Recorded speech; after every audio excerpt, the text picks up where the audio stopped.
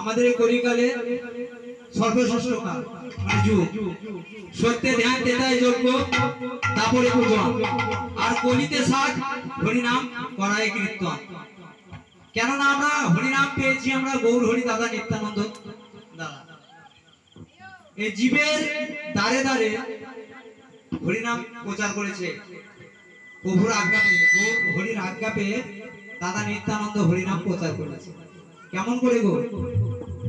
ওই এসো ভাই নামে গায় কৃষ্ণ নাম মধুর নাম, এসো ভাই নামে গায় কৃষ্ণ নাম মধুর নাম।